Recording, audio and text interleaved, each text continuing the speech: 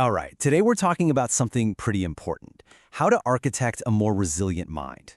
We're going to dive into a blueprint for building real, lasting emotional strengths, moving from feeling totally drained to feeling truly in control. So let me just start with a question. Do you ever feel like you're just running on empty? You know that feeling where it seems like no matter what you do, your tank is never really full? Yeah, if that sounds familiar, you are definitely not alone. You see, this feeling is actually a place a lot of us can get stuck in. We're going to call it the burnout trap, and it's all built on a foundation of constant, relentless stress.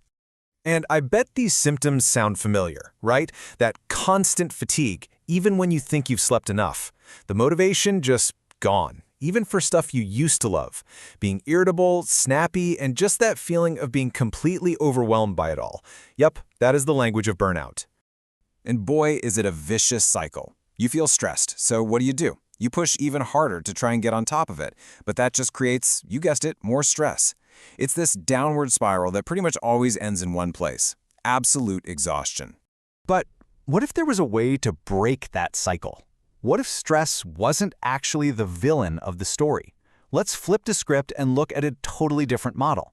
Let's talk about the resilience cycle, because this is the real engine for growth. And that brings us to the single most important idea from our source material. This one sentence changes everything. Resilience grows through stress recovery cycles. Just notice what that says and what it doesn't say. It doesn't say resilience comes from avoiding stress. It says it comes from moving through it. So what in the world is a stress recovery cycle? Honestly, the best analogy is the gym. When you lift weights, that's the stressor. But your muscles don't get stronger while you're lifting, do they? Nope. They grow after, during the rest and recovery period. Well, it turns out your mind works in exactly the same way. The whole process is really a simple three-step dance. Step 1, apply stress. That could be a tough workout or a big project deadline at work. Step 2, and listen up, because this is the key: intentional recovery. This isn't just zoning out. It's quality sleep, taking a real walk, making time for a hobby. And then, step 3, adaptation. You actually grow. You come back from it stronger, smarter, and more capable than before.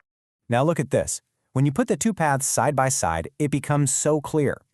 Both paths start with stress. That's just life. But the burnout path just piles on more stress, and that leads straight to exhaustion. The resilience path, though, it strategically inserts that one crucial step: recovery. And that one step changes the outcome from exhaustion to growth. It is a total game changer. I really want this to sink in. We've all been taught that stress is the big bad enemy we have to fight. But this idea completely reframes the problem. The challenge, the deadline, the tough conversation, that's not the enemy. The real enemy is the failure to recover afterward. Okay, so we've got the blueprint. We understand the theory. Now for the fun part. How do we actually start building? As the architect of your own mind, what tools do you need to get started?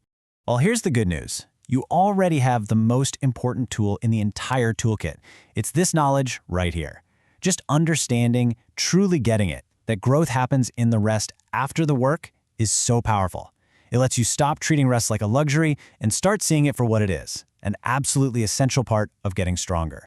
And if you're thinking, okay, I'm in, I want to learn more, well, the source material makes it clear you don't have to invent this all from scratch. There are guided processes out there to help you master this cycle. Things like in-depth courses or books written by experts that can really walk you through it. So let's bring this all home.